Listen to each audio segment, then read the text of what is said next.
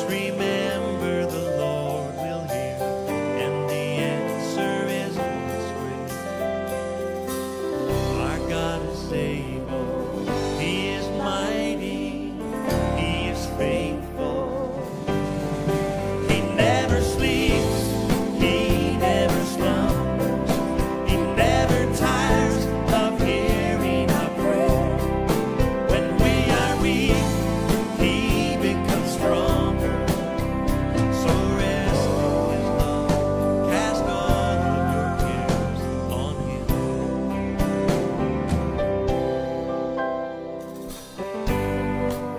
Do you feel that the Lord has forgotten your need?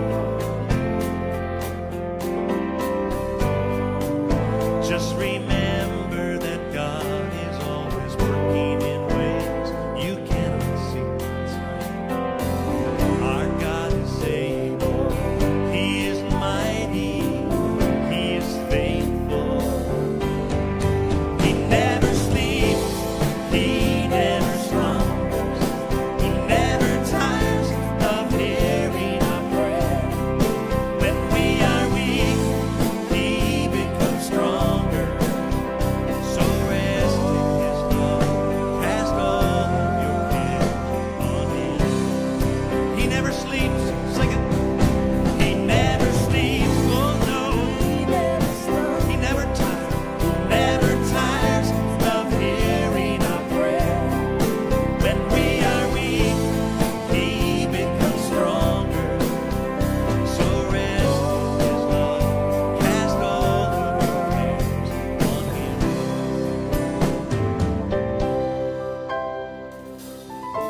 The Bible says to cast all of your cares on Him because He cares for you. My friend, it's more than a promise, it's a command. So be at rest. Because while we're worshiping, guess what? God is working in ways that you cannot see. He never sleeps. He never sleeps. Oh, He never slumbers. He never tires of hearing our prayer. When we are weak, He becomes stronger. So rest in His love.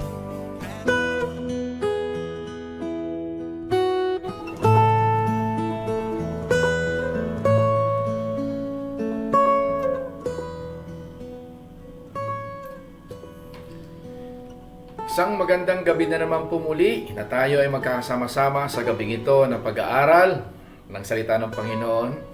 So, I would like to welcome each and everyone sa lahat ng nakikisa sa gabing ito sa ating FCCM Online Bible Study. At sa oras na ito, mga kapatid, sa gabing ito ay isa na namang magandang o isang mahalagang paksa ang ating pag-uusapan at napaka-importante ito lalo na sa buhay ng tao. Malaki ang parte nito sa ating buhay nitong ating paksa ngayong gabi.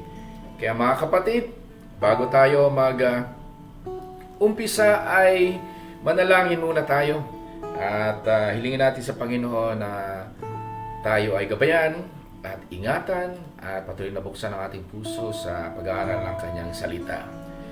Tayong lahat ay manalangin.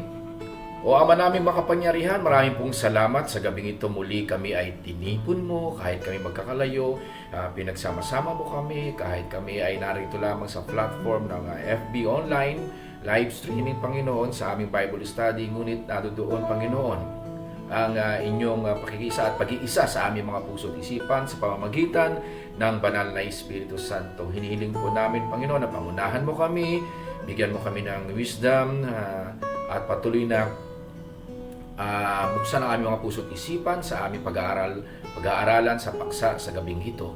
At kayo lamang siya malulahati. At alisin mo anumang disturbance o distraction ng kaaway, Panginoon, sa mga sandali na ito. At kayo sa iyo lamang kami mag-focus.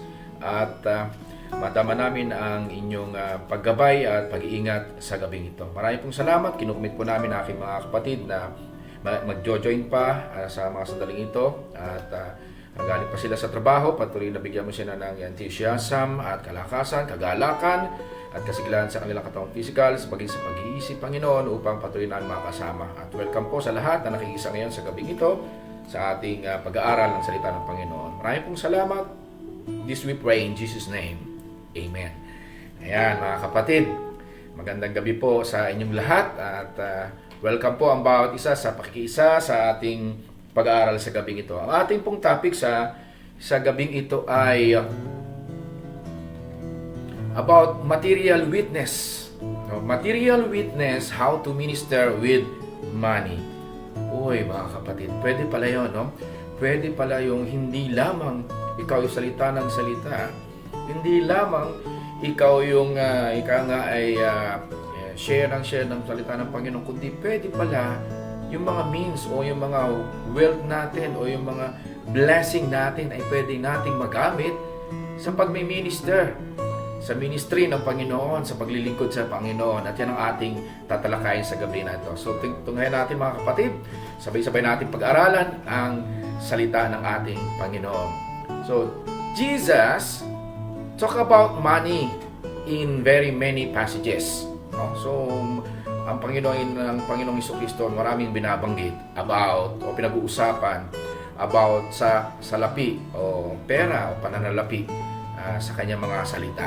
At maging itong Crown Financial Ministry ay sinasabi that there are actually about 2,350 verses on finances and possessions in the Bible.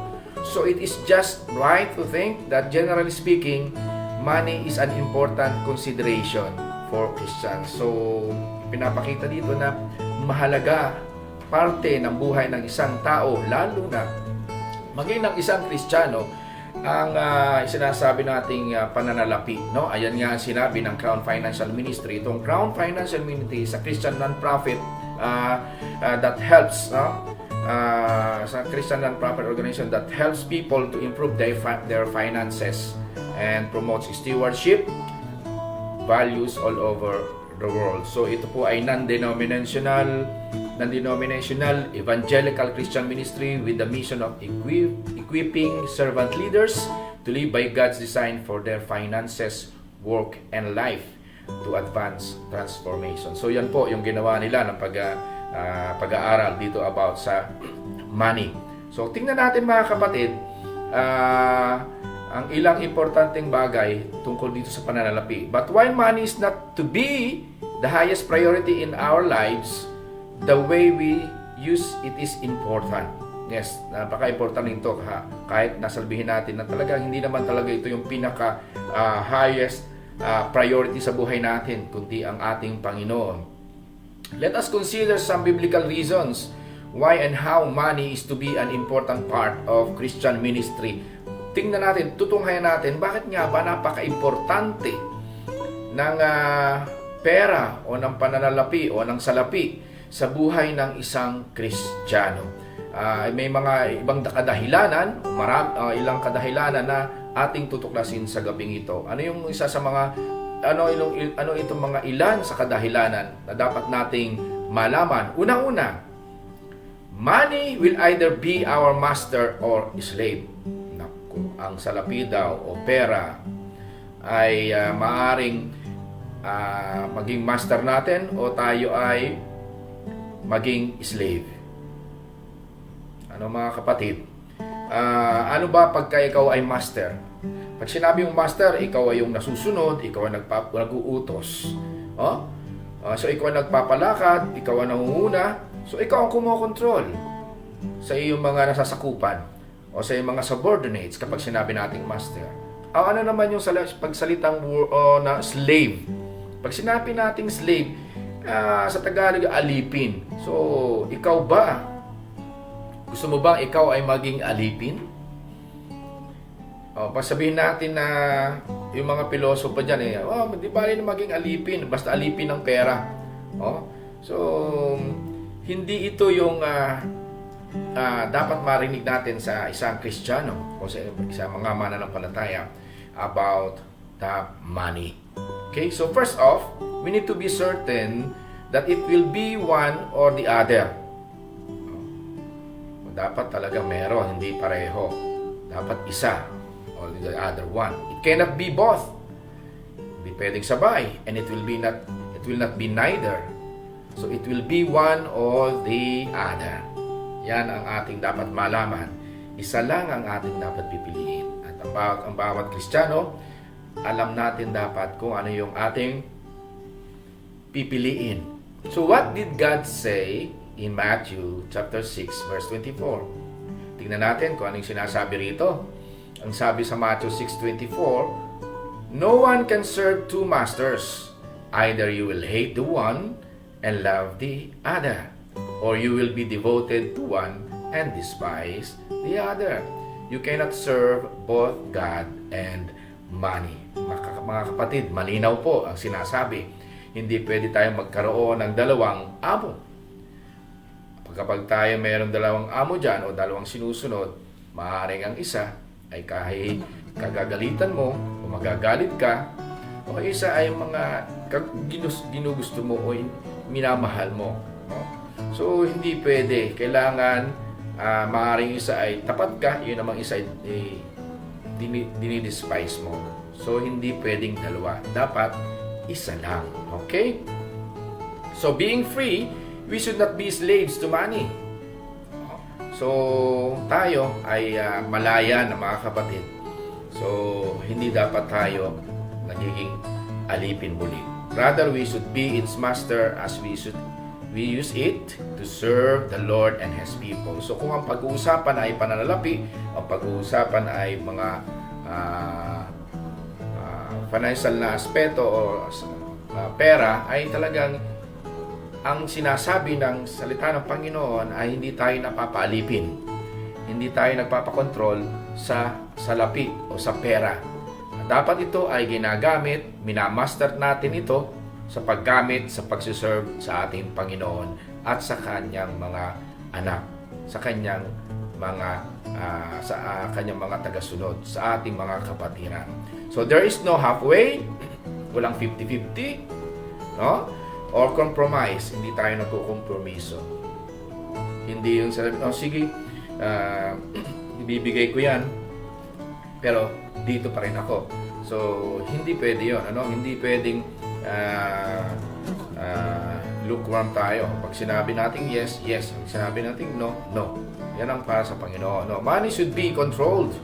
Hindi tayo ang nakokontrol. Money should not control us. Yes. If this is not clear at this point, the rest of the lesson will not make sense to us. Ilinawin ko mga kapatid. Money should be controlled. Money should not control us. If this is not clear at this point, the rest of the lesson will not make sense to us. Bakit ko nagustuhan itong topic na ito? Kasi sa mga panahon na ito, wow, marami sa atin ang nangangailangan ng salapi. Marami nangangailangan ng pera. Dahil sa naranasan nating pandemic at hanggang ngayon, ganyan pa rin ang epekto sa bawat isa. Maraming nawala ng trabaho. Maraming kahit nagtatrabaho, wala namang sweldo.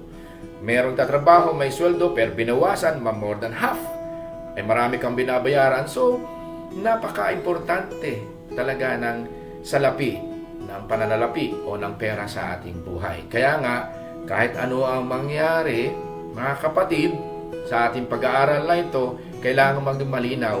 Hindi dapat tayo nakokontrol ng salapi o ng pera sa ating buhay, kundi itong salapi na ito ang ating kokontrolin. At magamit natin ito ng maayos sa ating paglilingkod sa ating Panginoon. Okay, pangalawa. Money could shape our priorities. Yan. Marami pong mga prioridad ang nasira. Marami mga plano ang hindi nagawa.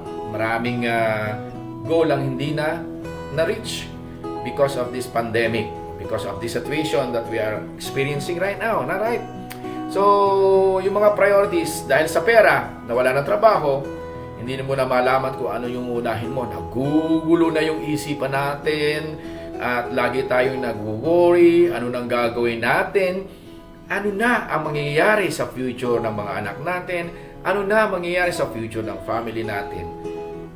Okay, closely related to money's role as master or slave is the way it tends to establish our true priorities. Now, whether na ikaw ay meron o wala, ay dapat pa rin makita kung ano yung ating prioridad sa buhay natin. Okay? So, kapag ikaw may pera, maaaring magbago din ang iyong prioridad. Maaaring instead na ang ating Panginoon, naiiba. Ngayon, kung ikaw ay may wala ring pera, maaaring nawawala din sa prioridad mo ang Panginoon. So, depende yan sa paggamit natin ng pananalapi na meron tayo. So, tingnan natin ang sabi sa Matthew chapter 6 verse 21. For where your treasure is, there your heart will be also. For where your treasure is, there your heart will be also. Paano? Kung wala namang pera? Well, nasisira nga yung ating mga prioridad sa buhay. Kasi nga, kahit wala kang pera, doon ka naman nakafocus sa paghahanap ng pera. So, doon din, mga kapatid, doon din nababaling. Kahit nasabihin natin na wala tayong pera sa panahon na ito, wala tayong trabaho, wala tayong maipon. Ngayon, dahil nagpupursige kang kumita, nakakalimutan mo ng mag-attend ng worship service, panay ang overtime mo, dahil may marami kang babayaran, marami ang sideline mo, maraming part-time mo. So, doon ka man na-focus. The same pa rin yun. Kasi naghahanap ka pa rin ng treasure, doon ka pa rin nag-focus sa treasure mo. Sa gusto mong maging kumita ka, yun ang treasure mo ngayon. So, nawawala pa rin yung ating prioridad. So, mga kapatid, tingnan natin kung paano natin gagamitin ang pananalapi na meron tayo o yung kayamanan na hinahanap natin sa ating buhay. Matthew is saying that what we do with our money and our possessions reveals our priorities. Yes. Ideally, our priorities should determine our expenditures as we make money go where it should, according to biblical teaching which we learn later in this lesson. Kaya mga kapatid, makikita yan kung paano natin gagamitin ang pera na meron tayo. Paano natin ito magagamit sa tamang kaparaanan. So nakikita yan sa isang tao kung paano niya ito ginagamit. Paano niya pinaprioritize ang mga priorities niya in terms of buying or something or yung sa mga expenditures niya. So saan niya ito ginagawa, ginagamit, saan niya ito nilalagay, paano niya ito napapalago. So yun ang ating, dyan makikita kung talagang ikaw ay may control sa iyong pananalapi at hindi naapektuhan ang mga priorities mo sa buhay. Pangatlo, while money is only temporal, it can be invested in eternal things. Wow! Maganda ito mga kapatid. While money is only temporal, it can be invested in eternal things. Marami nakakaalam na ang pera ay pwedeng i-invest lang sa mutual fund, sa pagbili ng insurance para naka-insure ka, sa pagbili ng mga shares, mga stocks, no? Pagbili ng property para tumubo naman. So, marami sa atin ay nakakalimutan na pwedeng i-invest ang pera na meron tayo para sa eternal things, para sa pangwalang hanggang bagay na dapat nating malaman, matutunan. So money can be used to win souls, mga kapatid, to Jesus Christ. This, I believe, is our Lord's point as recorded by Luke chapter 16, verse 9. Basahin natin. I tell you, use worldly wealth to gain friends for yourselves, so that when it is gone, you will be welcomed into eternal dwelling. So mga kapatid, sinasabi sa Luke chapter 16 verse 9 na pwede nating magamit yung worldly wealth natin, yung makamundong kayamanan o pangkalupaang kayamanan, na para tayo ay mag-gain ng mas maraming pang kaibigan na para dating madala sa ating Panginoon. Italo na ito yung mga lost souls. Ito ay pwede nating magamit sa pag-invest sa eternal things. Sa kalangitang mga bagay, no? Na makakamta natin pagdating ng panahon. So this does not only mean that we should help, no, in the support of missionaries and evangelists. Kalimitan kasi ang nangyayari. people are supporting, or brethren are supporting, or Christians supporting missionaries and evangelists. Ngunit meron pang mga ibang bagay na pwede tayong makatulong sa mga kapwa nating mananampalataya, mga nangangailangan, upang sila ay matulungan din natin. No? Kasi hindi naman lahat ng mga mananampalataya ay mayaman, hindi naman lahat ng mananampalataya ay maayos ang kanilang buhay, na laging okay. So meron din mga pagkakataon na sila ay nangangailangan.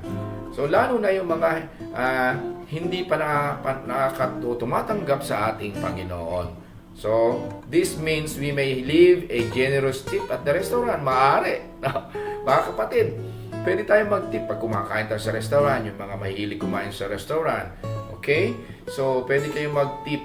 Kung gusto nyo mag-tip, depende sa inyong conviction. Kung alam nyo naman talaga na ang mga tao na ito ay kailangan ng tip. No? Para sa kahirapan nila, naghihintay sila ng mga customer, napapagod sila, nagsiserve sa atin. And then, pwede naman din silang bigyan ng mga tracts. Pwedeng gawa natin ng tracts habang bigyan natin ng tip. Kung masipag pa kayong gumawa ng tracts, company, lalo na yung mga di pa nananampalataya, mabigyan natin ng tracts. So, pasikreto lang natin pag inaabot natin yung tip natin kasama yung mga gospel tract. Or this coming Halloween. Darating yung Halloween. Alam naman natin, tayong mga Kristiyano, hindi tayo naniniwala dyan sa Halloween. No? Hindi tayo nakikipag-participate. Ngayon, alam natin, lalo na sa Pilipinas, diyan sa Pilipinas, maraming bata yung kami ginagawa din namin before, na nangangaluluwa kami, kumakanta kami, at binibigyan kami ng pera.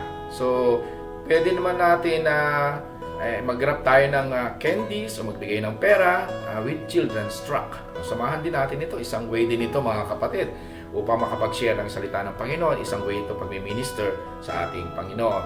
Or, we may invest in the kind of playground or equipment for our backyard that attracts the neighborhood children to our home. Baka malaki-laki naman yung mga bakuran dyan na pwede nyong, o kahit na walang mga playground equipment kasi mahal yan, o pwede nyo imbitahin yung mga bata dyan sa inyong likuran ng bahay o dyan sa inyong bakuran na pwede maglaro, and at the same time ay pwede nyo ma-share ng salita ng Panginoon. At pwede ninyong parang may tea party, lalo kayo may mga anak na maliit, sila yung pag-invite ninyo. Mga kapatid, kapag yan ay maluwag na, wala na masyadong COVID-19 virus cases o masyado nang mababa na pwede na magkukos para tayo mahawa. So, ito lang ilan lang po yan sa mga bagay na pwede natin gawin where the gospel can be shared. Or we can sponsor or help sponsor a feeding program where the gospel can be shared. Pwede po yan, mga kapatid. Lalo na yung mga kapatid natin na nag-uwian na o umuwi na sa Pilipinas, na ngayon ay nag-i-start ng panibagong buhay sa Pilipinas, ay pwede natin po itong umpisahan. So there are various ways by which money can be used to meet the needs of those around us. Marami po, mga kapatid, marami tayong pagpipilian, marami tayong pwedeng maisip, hindi lang itong binigay ko na mga examples. So by this, the love of Christ is manifested to people.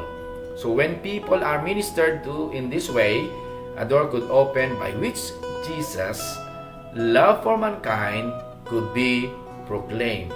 God will be pleased and praised. So, magandang kaparaanan yan, mga kapatid, upang patuloy na mapapurihan, maluwalhati ang ating Panginoon at makita yung pag-ibig at pagmamahal ng ating Panginoong Jesucristo ay nakikita sa atin, nagmamanifest sa atin at na-share natin sa mga taong nakapaligid sa atin. Nami-minister natin sila in a way na nag-glorify natin ang ating Panginoon. So, tanong, mga kapatid, have you ever thought of money in this manner? Naisip ba natin about yung pananalapi, yung pera na meron tayo sa ganitong klase ng bagay na pwede nating gawin?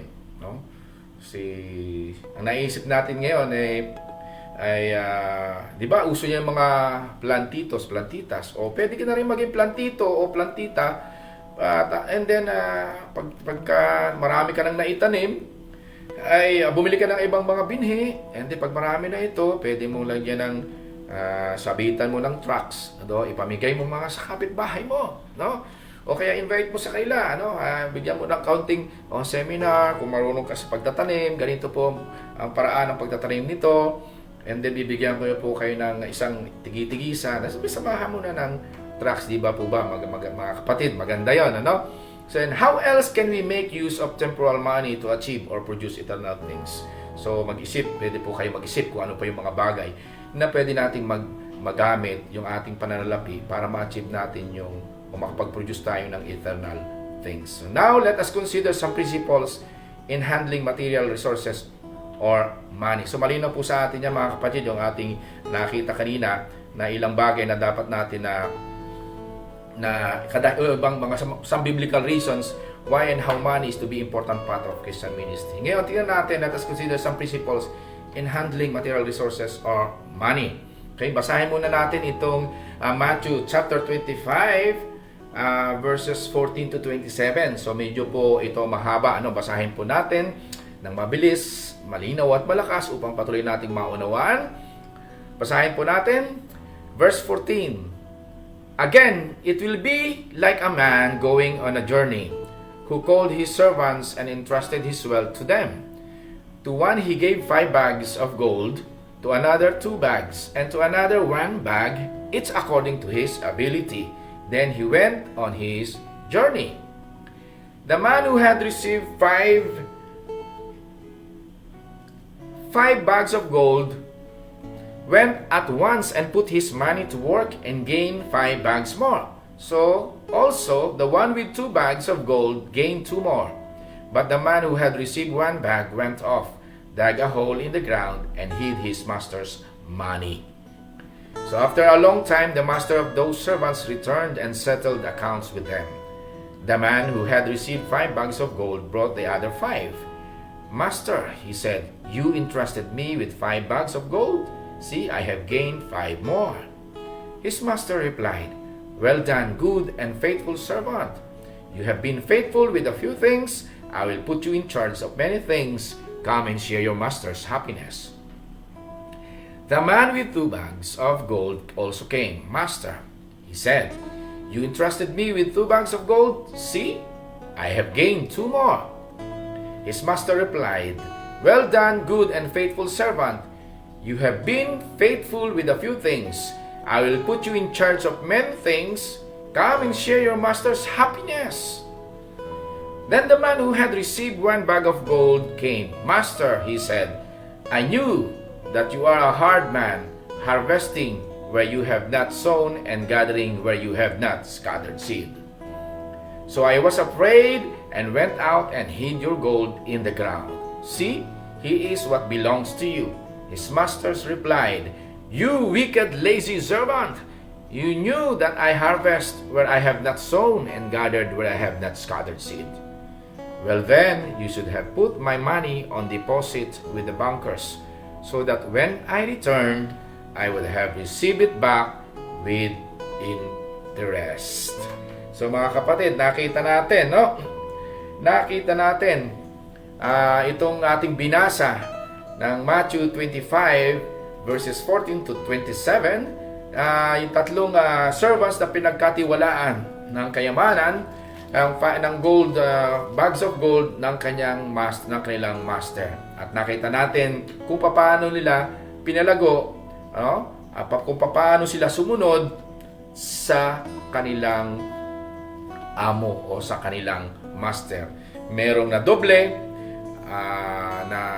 at meron namang hindi pinalago, kundi pinananatili lamang kung ano yung binigay sa kanya. So mga kapatid, nawa ay meron tayong napulot doon sa ating binasa. At sa ating pagiging anak ng Panginoon, may mga bagay, may mga blessing na pinagkakalob sa atin ng Panginoon. So papaano natin ito ma-handle in a way na mag-glorify natin ang Panginoon? And at the same time, ay mabe-bless natin ang mga taong nakapaligid sa atin. So, there are some principles in handling material resources or money. So, ibig sabihin niyan, paano tayo magiging good steward of God's blessing. Okay? Una-una, the principle of stewardship. Ano ba itong sinasabi nating prinsipyo, no, ng pangangalaga, o kaya ay pagpapalago ng mga blessing na meron na iniatang sa atin ang ating Panginoon. The principle of stewardship. Okay? The principle of stewardship emphasizes the fact that money is to be used for God and man. Yan ang unang prinsipyo. Okay?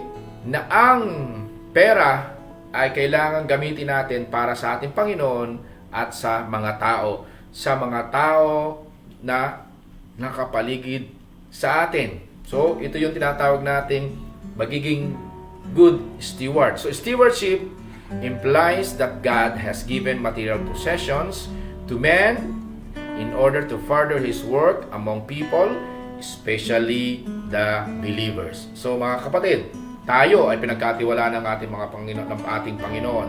Tayo na mga tumanggap sa Kanya, tayo na mananampalataya, tayo naniniwala ng ating Diyos ay Diyos na mapagpala, ay pinagkatiwalaan ng Panginoon. So, kailangan ito ay magamit natin according to God's purpose and will sa buhay natin para sa mag-glorify natin. No? So, money therefore is given by God. So, tingnan na, mga kapatid, malinaw, ang pera ay pinagkaloob ng ating Diyos to provide for the needs of our family. Mga kapatid, to provide for the needs of our family and to invest in the work of God. So, ito po ay talagang kailangan nating mapangalagaan ng maayos, ng tama. Kaya nga, when we are handling about this God's blessing and when we are practicing or applying being a good steward, kailangan nating mag-ask Panginoon ng wisdom. Ito yung karunungan na dapat o katalinuhan na dapat nating malaman upang magsagawa natin so that we may conduct ourselves in a way God's wanted to be. Okay? So, and to invest into God's work. So, these investments are opportunities to minister with money as stewards of the manifold grace of God to all. Kaya, kailangan ay magamit natin ito at ito ay oportunidad na ipinagkaloob sa atin para makapag-minister tayo sa salapi o pera na pinagkatiwala sa atin ng ating Panginoon. Lalo na itong trabaho. Yan usually naman ang ating pinagkukuhanan ng ating ng blessing ng Panginoon o additional na kung ang bawa naman ikaw ay may mga businesses o business. So, dapat ay mapapangalagaan natin ito. So, giving materially, yan yung the principle of stewardship. Okay? So, kailangan ay pangalagaan natin para magamit sa Panginoon at sa ating family at sa mga taong nakapaligid sa atin. Pangalawa ay the principle of motivation. Ano ba itong sinasabi nating the principle of motivation? Giving materially can have wrong or bad motivation. So yan, ano ba yung motivation natin? Ano ba prinsipyo ng motivation natin? Kung bakit tayo nagbibigay o paano natin ginagamit yung pananalapi o yung pera na meron tayo. The first wrong motive is guilt. Yung pala, guilty kapag guilty ka. Bakit kaya guilt ang binabanggit dito? Often, Christians feel guilty for enjoying a good meal, remembering all those in the world who go to bed hungry. So, to compensate, they give money to charity to remove their guilt. Diba? Pag tayo kumakain sa restaurant, lalo na pagka hindi naubos natin, sabihin, uy, ubusin mo yan. Kawawa naman yung mga tao hindi kumakain. No? So yun naman mga pilosopo sa sagot, bakit kapag inubos ko ba ang pagkain na yan nasa aking harapan, mabubusog ba sila? May mga ganong mga mga may master of philosophy. So hindi ganon mga kapatid, no? So at saka kapag ikaw ay dahil kumakain ka sa mga restaurant, kumakain ka sa mga hotels, feel guilty ka kasi naisip mo nga, lalo na sa ibang bansa, yung nakita natin sa social media, okay, sa internet, na may mga batang kinakain ng mga yung dang o yung mga pupo ng mga baka, no?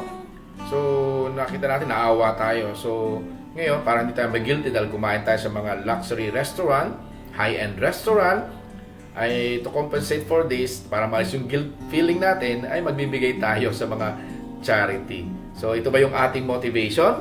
No? The second impure motive is that of pride. Yes, nandyan yung ating pride, no? sa ating sarili. So the Lord Jesus tells us that in giving, our left hand should not be aware of what our right hand is doing. Nandyan, kung nagmamalaki ka, nandyan ang pride mo. Kapag ikaw ay magbibigay na, may guilt feeling ka, so magbibigay ka. Ngayon naman, yung pride. So nagbibigay ka, ngayon ay parang sa pagbibigay mo, ay gusto mong malaman ang buong mundo na andyan, meron ka pang musiko, magdudonate ka sa munisipyo, ihatid ka pa ng musiko, ng banda. Kaya naman, pag ibig sabihin itong left hand should not be aware of what right hand is doing, sikreto lang dapat. No? Hindi yung pag magdudonate ka, papalagay mo pa yung pangalan sa likod ng mga donated chairs. Yan.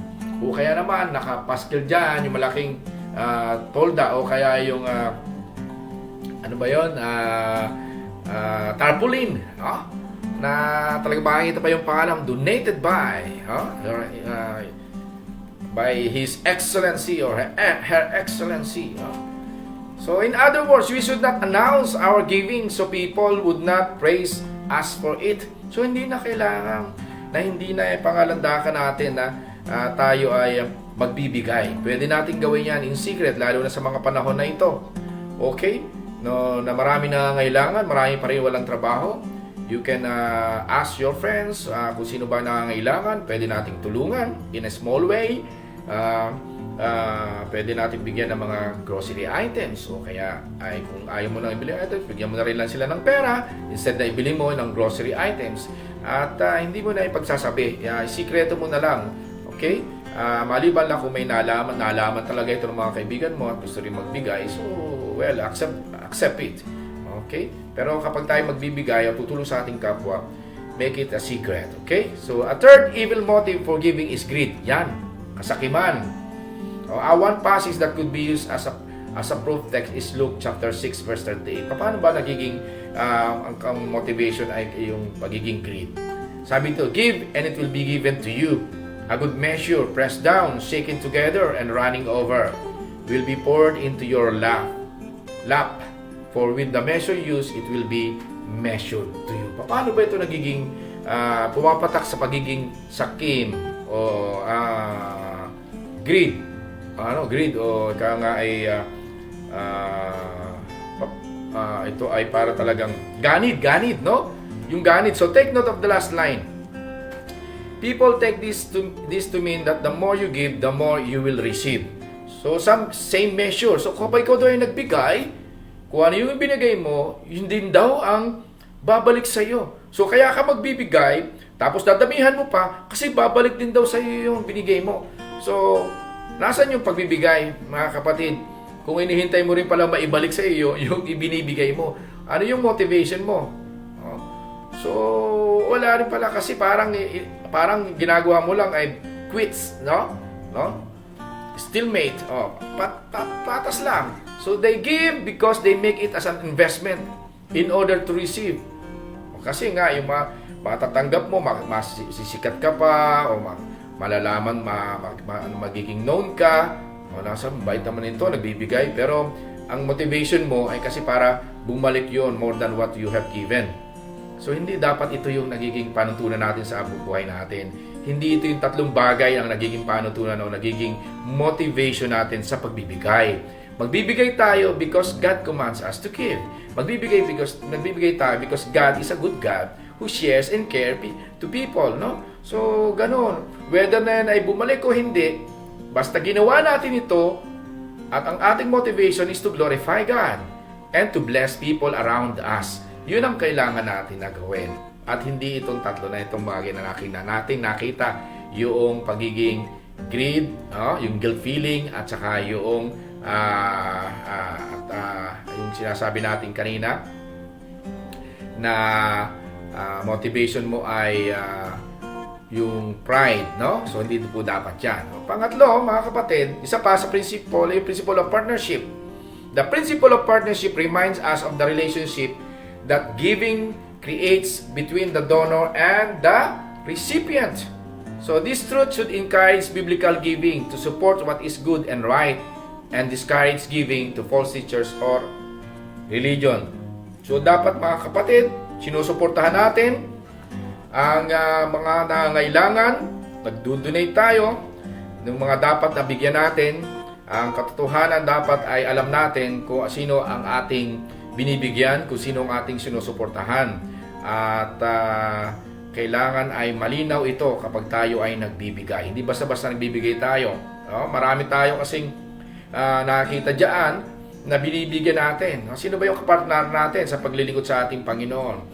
Sa Pilipinas, marami yan mga kapatid. May biglang sasakay na lang sa bus at magsishare ng salita ng Panginoon. Pero motivation after ng share ng salita ng Panginoon, manghihingi.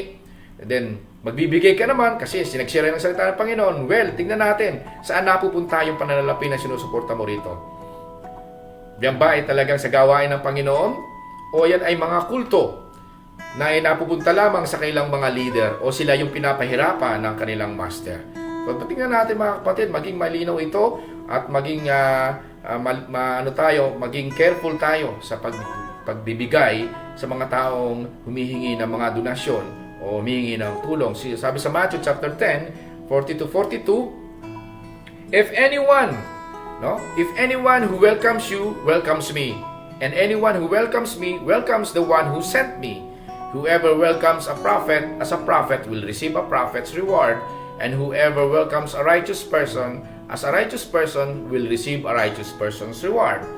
And if anyone gives even a cup of cold water to one of these little ones who is my disciple, truly I tell you, that person will certainly not lose their reward. No? Mga kapatid, tunay nga na pinapaliwanag dyan na kung sino yung ating binibigyan ay o tinutulungan, kailangan maging malinaw sapagkat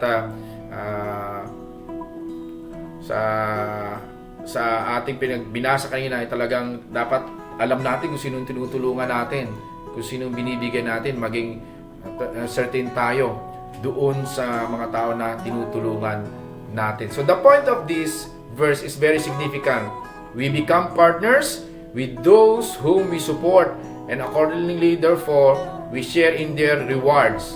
Accordingly too, we become partners with unbelievers or false teachers by giving to them. So mga kapatid, kaya nga maging malinaw ang ating pagbibigay sa mga humihingi ng tulong, yung mga nagdo-donate. Tingnan natin kasi baka tayo katulad na nabanggit natin, nagiging partner tayo sa ating mga kapwa mananampalataya, kapwa mag-serve sa ating Panginoon, kapwa servant of God, ay may pwede rin tayong maging partners sa mga unbelievers or false teachers. Anong sabi sa 2 Corinthians chapter 6 verse 5? In beatings, imprisonment, and riots, in hard work, sleepless nights, and hunger. So we really need to know where or with whom our money or our giving partners with.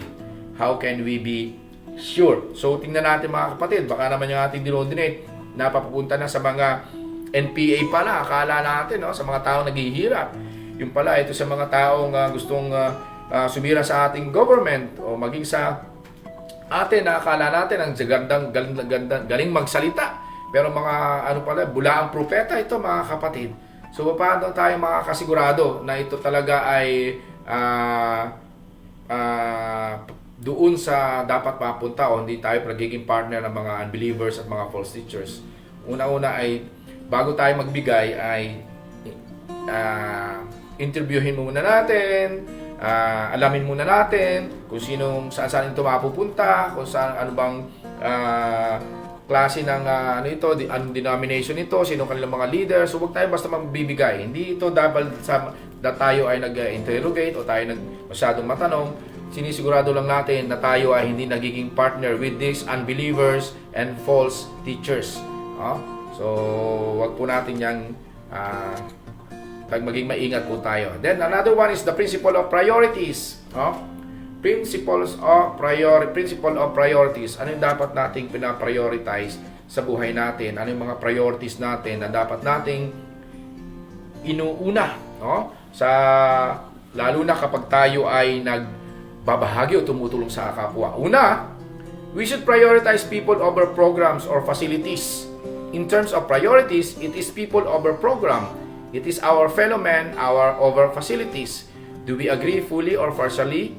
Or do we disagree? So mga kapatid, lalo na sa ating iglesia, may mga projects tayo, may mga plano tayo, at ang mga plano natin yan, meron tayong mga budget, may pinagpaplanuhan tayo.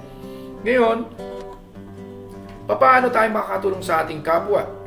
Kung ang mga pananalapi natin ay nakalaan na sa mga dapat nating gagawin, sa mga activities, sa mga plano natin for the whole year or in the future.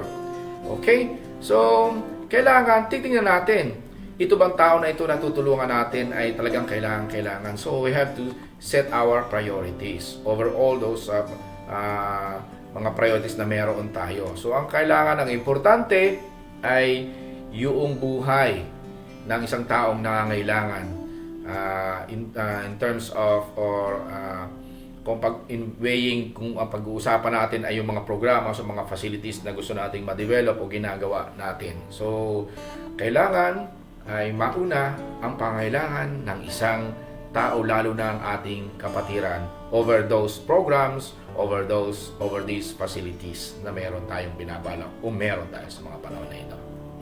Pangalawa, we should prioritize those of our household. Sinong households? Ang sabi sa Galatians 16, babasahin natin mamaya. Galatians 6:10 for our spiritual family, and 1 Timothy chapter 3 verse 4 for our physical family. Although the reference is to deacons and elders, they are simply models for all Christians. So titingnan natin mga kapatid. Ito palang pagtulong natin, dapat ang inuuna natin ay yung ating mga kasambahan, mga pamilya natin, and then our spiritual family, ating mga kapatiran. Okay? Tingnan natin sa Galatians 10. Therefore, as we have opportunity, let us do good to all people, especially to those who belong to the family of believers. So, kailangan talaga ay sinasabi diyan na tulungan natin yung ating mga kasambahay, kamag-anak, at mga kapatiran. Yan ang una-unahan din before helping the unbelievers. Okay? So, yun ang unahin natin. In terms of ipaprioritize natin, kung halimbawang sabay-sabayan lumapit sa iyo, sino ba unahin mo? Yun muna ang ating mga kapatiran, ang ating munang family. Okay? So, kung wala namang lumalapit na mga kapatiran o nangangailangan sa ating family, then we can help those people outside these households o these ating families sa iglesia. Pwede natin silang matulungan. Sabi rin sa 1 Timothy chapter 3 verse 4, he must manage his own family well and see that his children obey him, and he must do in a manner worthy of full respect. Yan mga kapatid, unahin din po natin ang ating immediate family aside from our family sa ating iglesia. Ang ating mga pamilya, okay? Ang ating mga magulang, ating mga asawa, mga anak, ating family, ang relatives natin kapag sila ay nangangailangan, okay? Sila ay muna nating tutulungan. Okay, so nowhere in the Bible are we ever commanded to minister to others at the cost of depriving our family's basic necessities. That is why good stewardship means we invest some money in order to continuously provide for the needs of our family. Kaya mga kapatid, unahin natin ang pagtulong sa ating sa buong family, relatives, mga kapatiran, at maging maingat tayo, maging good steward tayo upang ma-invest natin ng maayos ang panalapi o pera o yung blessings na meron tayo to provide for the needs of our family. So kailangan po yan mga kapatid para in emergency, meron tayong maitutulong sa ating kapwa. Pwede naman po tayong mag-reward sa ating sarili ay sa mga ilang bagay. Huwag nating limitan, no?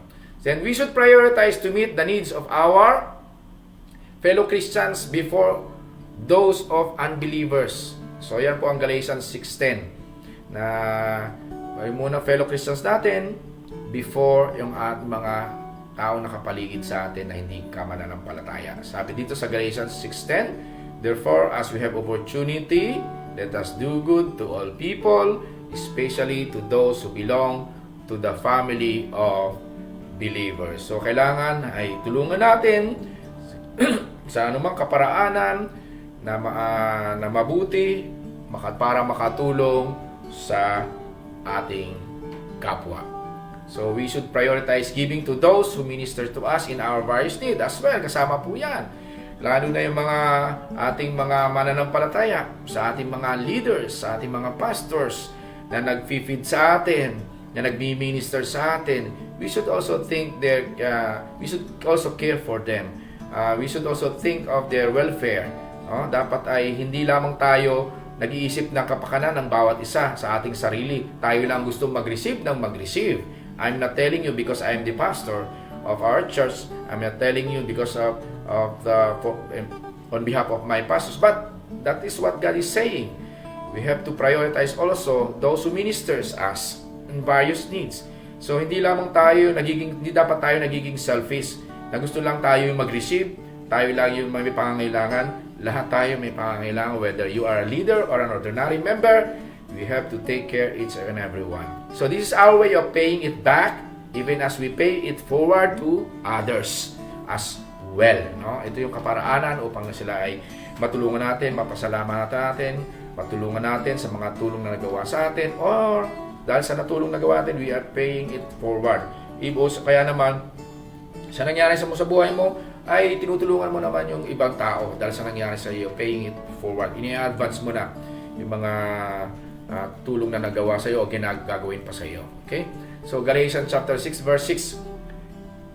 Nevertheless, the one who receives instructions in the word should share all good things with their instructor. So mga kapatid, tulungan natin ang ating mga kapatiran, ating pamilya, ang ating kapwa, kung ano man yung bagay na pwede nating maitulong. So may mga practical suggestions po mga kapatid on handling the ministry of material giving. Paano nga ba tayo makakapag-share ng mga material blessings na pinagkakaloob sa atin ng ating Panginoon? Unang-una, some of the greatest problems we face in giving are the results of non-planning to give. So some of the greatest problems we face in giving are the result of not planning to give. So hindi natin napapagplanuhan kung paano tayo makakapag-share, kung paano tayo makakapag-bless ng ibang tao, ng mga tao na kapaligid sa atin. Sabi sa 1 Corinthians chapter 16 verse 2, on the first day of every week, each one of you should set aside a sum of money in keeping with your income, saving it up so that when I come, no collections will have to be made. Sabi niya ni Paul sa 1 Corinthians chapter 16 verse 2. On the first day of every week, each one of you should set aside a sum of money in keeping with your income. So ibig sabihin, nagpaplano ka. Habang sa ngayon na panahon na ito ay kumikita ka, nagse-save ka. At sa mga pagsa-savings mo, meron ka nang nilalagay niya para sa charity, para sa investments mo, para sa emergency funds. So, pinaplano ito mga kapatid para sa Panginoon, yung ating ikapo, kasama po yan sa pagpaplano. So, hindi nasisira yung budgeting natin o yung budget natin. Meron tayong nakaset aside sa mga bagay na gusto nating gawin sa ating mga blessing in financial na aspeto. So, yun ang sabi sa 1 Corinthians. Para hindi na tayo mahirapan kung saan natin kukuhanin. Lalo na ito, biglang dumating yung pandemic. Hindi natin malaman kung paano gagawin natin. Biglang nawala ng trabaho, wala tayong savings. Sino unahin natin? Hindi na tayo makatulong sa ating kapwa. O baka naman, hindi na rin natin nabibigyan si Lord. Babalik yung para sa Kanya dahil sa ganyan na nangyari sa ating buhay. Well, ito po ay itong sitwasyon na naranasan natin, isang aral ng Panginoon sa atin. Marami tayong natutunan sa mga panahon na ito sa pandemic na dulot ng COVID-19 virus na yan. At nawa ay marami tayong natuto na i-apply natin sa ating buhay. So these brethren plan to give, and they made provisions to fulfill their commitment to prosper the Lord's work. Yan yung ating binasa sa 1 Corinthians sa mga taga-Korinto. Money is one commodity that does not always abound, so it must be carefully planned and handled for maximum effectiveness. Kasi hindi naman lagi sa lahat ng oras may pera tayo. Nawawalan tayo ng pera. Hindi naman sa lahat ng oras mayroon tayong trabaho. So, resources tayo. So, mga kapatid, magplano tayo sa bagay na ito. No? Ang magandang napapagplanuhan ito. Tanong, do we include monetary giving in our budget planning? Yes. Kailangan natin. Isa yan sa mga pinagpaplanuhan natin. No? At napaka-importante na yung budgeting natin ay kasama sa ating buhay bilang isang Kristiyano. Okay? So, ay kasama na yan dyan, yung talagang, yung ikapo natin. Kapag hindi natin yan isinama sa, sa pagpaplano natin, ay mawawala yan. Basta na lang mapupunta kung saan-saan, which is para sa Panginoon talaga yon. Ngayon, dapat kasama yung 10%, saan pa yung susunod? So, hindi basta-basta kuha lang tayo ng kuha, and then mamaya makita natin, ubus na pala. So, kailangan natin mag-budget. So, kailangan maging good steward tayo nga, sabi ng ating Panginoon, to all the blessings that we receive from the Lord. And then, give proportionately. Ngayon, give proportionately. Ang pagbibigay ay hindi sige-sige. Ang pagbibigay ay hindi parang one day millionaire ka. Ba? Sige lang, bigay ka ng bigay. Ba? Hindi mo na naisip yung para bukas. Hindi mo na naisip yung para sa ibang tao na nangangailangan. Hindi lang yan ang tao na nangangailangan. No? At hindi lang ngayon pwede makailangan ng isang tao. Darating pa ang panahon. So there are two extremes in the area of giving, both of which are unbiblical. Yan, tingnan natin. The first is sometimes called a faith pledge. Wow! Ano ba itong faith pledge na ito? People pledge to give a certain amount of money based upon the presumption that God will provide that amount which they do not currently have.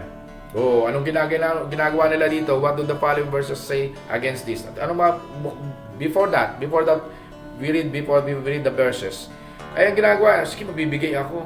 Kasi ibabalik naman ni Lord yan. Babalik naman sa atin yan. Wala pa sa iyo, agad hindi naman minamadali ka, kundi dapat ay pag-isipan, pag-pray kung kailangan mo ba talaga magbigay o dapat ba natin gawin ito. Basahin natin sa 2 Corinthians chapter 8 verse 12 and Acts chapter 11 verse 29. Ang sabi diyan, for if the willingness is there, the gift is acceptable according to what one has, not according to what one does not have. So kapag ikaw magbibigay, ay dapat doon sa pagkakataong meron kang ibibigay. Hindi doon sa hihintayin mo pa. Para kang nagbibilang ng sisiw, sisiw mula doon sa mga itlog, hindi pa napipisa, binibilang mo na kagad na lahat yun ay mapipisa. Hindi mo iniisip na merong mabubugok doon. So parang ganyan din yan, nagbibigay ka na agad, iniisip mo naman, darating sa iyo, pero wala pa naman sa iyo, kaya mahirap yon, mga kapatid. O katulad ng sinasabi mo na ikaw ay mapopromote sa trabaho. Aba, pag promote ka sa trabaho, sabi mo, madadagdagan yung sweldo, agad nagpa-blowout ka. Ay, biglang naputol. No? Nadismaya. Ayun, no? Hindi ka pa napopromote, narinig mo lang, nag-blowout ka agad. So, ika nga mali ka paraanan. Acts 11:29, the disciples, as each one was able decided to provide help for the brothers and sisters living in Judea. Dahil the disciples, as each one was able, decided to provide help for the brothers and sisters in living in Judea. Ngayon, kung meron ka talagang provide, katulad dito sa Acts 11:29, na meron talaga sila, kaya sila ay nakapag-provide sila, kaya they decided to provide help. Ngayon, hindi naman sila pwede magbigay nang wala naman sila, o sabi magpe-pledge. Alam nila makapagbigay sila dahil meron sila, they were able to give because they have. So kailangan na talaga kung meron ka, magbigay ka. Huwag yung hihintayin mo pa. So the other extreme is to use grace as an excuse for covetousness and or materialism. Ayan. Some people reason that God owns everything, so my giving or not giving will not really make a big difference. While it is true that God owns everything, the matter of giving is not an option. It is a command. Mga kapatid, sabi natin dito sa people reason, dahilan nila ay God owns everything, so my giving or not giving will not really make a difference. It's not a big deal. So, mga kapatid, ang nandiyan ang command ng Panginoon sa atin na dapat tayo ay nagbibigay. Nagbabahagi tayo sa ating kapwa. Hindi natin sinasarili yung mga blessing na nare-receive natin. Sapagkat yan ay galing sa ating Panginoon. Lahat ng meron tayo galing yan sa Panginoon. No? Walang iba. May ginamit lang ang Panginoon, ibang tao, o ibang institution o company, pero yan ay lahat ay galing sa ating Panginoon. Basahin natin sa Matthew chapter 10. Verse 8, heal the sick, raise the dead, cleanse those who have leprosy, drive out demons. Freely you have received, freely give. So, galing yan sa Panginoon, ang kagalingan. At dapat ay mamalaman natin na galing lang siya sa Panginoon. Ang Panginoon ang may pangyari lahat ng ito. Freely you have received, freely give. So, hindi naman lalo na baka sabihin niyo ito, siguro po pastor para sa ano yan, sa mga doktor, no? Dahil ang Panginoon ay nagpapagaling, ang Panginoon ay nagpapalis ng mga demonyo, ay dapat ay libre na rin ang inyong paggagamot, no? Mga kapatid, dito ulit sa mga nangangailangan, no? Pwede nating kung tayo ay pinagaling ng Panginoon, lalo tayo mga maggagamot, ay tulungan din natin yung mga taong nangangailangan. So give and it will be given to you. A good measure, pressed down, shaken together, running over, will be poured out into your lap. For with the measure you use, it will be measured to you. So tulong lang tayo kung ano yung binibigay natin, nare-receive natin. Ibig sabihin nito ay maging matulong tayo, mapagbigay tayo sa ating kapwa. Hindi tayo nagiging sakim, hindi natin sinasarili. Sabi sa Romans 13 verse 7, give to everyone what you owe them. If you owe taxes, pay taxes. If revenue, then revenue. If respect, then respect. If honor, then honor. And then 2 Corinthians 9:7, each of you should give what you have decided in your heart to give, not reluctantly or under compulsion, for God loves a cheerful giver. So pinapahiwatig lang dito sa ating pinag-aaralan ay maging mapagbigay tayo. Huwag nating sasarilinin kung ano yung blessing na natatanggap natin. Ibahagi din natin. Pangatlo, give personally and willingly. Yan. Magbigay tayo, no? Na nanggagaling mismo sa atin, sa ating mga blessing. At dapat ito ay bukal sa ating puso. Hindi hindi tayo napipilitan, no? Hindi tayo kapag nagbibigay ay simangot. Okay? Dapat talaga ay ito ay bukal sa ating puso. Nakangiti tayo pag nagbibigay tayo. So one of our great faults is that we assume that someone else or something else is taking care of the needs of others. This is an excuse to take the way out of giving by making convenient assumptions or presumptions. O huwag tayo mag-assume o magpipresume na meron naman siguro nagbibigay sa kanila, meron naman siguro tumutulong sa kanila. Ikaw na nalalaman mo ngayon na kailangan nila, bakit hindi mo sila tulungan? Bakit ka pa maghahanap ng iba na tutulong para sa kanila? At huwag kang mag-assume o presume na may taong tumutulong sa kanila. Ikaw na mismo mag-abot sa kanila. Ikaw na mismo ang tumulong sa kanila. Dahil alam mo at naisip mo, sumagi sa isip mo na baka yung tao na ito ay nangangailangan, bakit hindi mo tawagan, kontakin mo, i-message mo, o kaya puntahan mo. At kausapin mo para malaman mo ng gusto and then tulungan mo. So kailangan talaga meron tayong personal na communication at sa contact o kaya talagang face to face sa kanila para naman ay makakausap natin sila at malaman natin.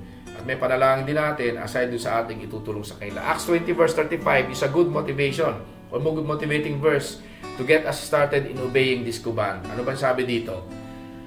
In Acts 20 verse 35, in everything I did, I showed you that by this kind of hard work, we must help the weak. Okay? Remembering the words the Lord Jesus Himself said, it is more blessed to give than to receive. So, napakaganda isipin mga kapatid, na tayo ay magbibigay lang upang maluwalhati ang ating Panginoon. Hindi dahil sa tayo ay may tatanggaping kapalit. No? Mga kapatid. So, tanda natin, just make sure that we do not use this verse as an investment. Dahil magbibigay ka, ibabalik naman ni Lord. No. Whether na ikaw ay makareceive ng muli o wala, pag ministry natin yun sa Panginoon, binigyan natin, ginawa natin dahil inisip natin ang Panginoon ay para maluwalhati, no? Maparangalan sa ating buhay, sa mga biyaya na natatanggap natin mula sa ating Panginoon. So that we want to be blessed more, that is why we give. No, hindi po natin yan iisipin. We have seen that money can be used to witness to others, believers and unbelievers, to bring praise and glory to God, who provides us with all the resources so we can give as He has commanded. So magbigay tayo sapagkat yan ang sabi ng Panginoon, that's what God has commanded us, to give according to His glory and honor. So shall we begin giving materially and or monetarily as the Lord convicts us? No, kung ano po yung gusto ninyo, basta makatulong tayo sa ating kapwa. So shall we continue to give materially and or monetarily as the Lord directs us? Praise God, from whom all blessings flow. So maraming pong salamat mga kapatid. Yan po yung ating pag-aaral sa gabing ito. Nawa marami tayong natutunan at nawa ay maging good steward tayo na mga blessing, lalo na sa financial na aspeto, material na aspeto, na nanggagaling sa ating Panginoon. At mapupurihan, maluwalhati ang ating Panginoon sa ating pagbibigay sa pag-aalaga ng mga blessings na natatanggap natin sa Kanya, at siya ay maluwalhati lang sa ating buhay. Mga kapatid ko sa Filipino Christian Church Musafa, after this Bible study online, meron tayong discussion through Zoom. So, tabayanan lang po nyo in a while. Bago tayo mag-closing ay tayo muna ay manalangin at magpasalamat sa ating Panginoon. Immediately po after this online ay tutungo tayo sa ating Zoom account. No? So welcome po ang lahat na maki-join. Pakipasa lang po sa mga kapatiran ang ating Zoom ID. Okay? Maraming pong salamat. Tayo manalangin. Our gracious Heavenly Father, we are so thankful and we're so blessed for this evening that you have given us, for gathering us once again through this platform. Maraming pong salamat for leading us and for giving us wisdom, for opening our hearts and our mind, for keeping us safe, and patuloy na binuksan mo aming mga puso at isipan sa pakinig ng iyong salita. Hindi lamang ito dapat namin narinig, kundi ito may apply namin sa aming buhay at magbigay lamang ng kalulhatian. Tulungan mo kami, Panginoon, so that we might be able to apply all of this, yung aming mga acquired knowledge for this evening, additional knowledge, Panginoon, at ikaw lamang siyang malawalahan. Tulungan mo kami upang maging good steward, maging good blesser, Panginoon, sa mga tao na kapaligid sa amin, sapagkat ikaw ang aming God na nagbe-bless sa bawat isa. Sa iyo lahat ito nanggagaling. Maraming pong salamat at we commit everything to you. Patuloy na ikaw siyang malawalhati sa aming buhay sa lahat ng aspeto nito. Maraming pong salamat. This is our prayer in Jesus' name. Amen and Amen.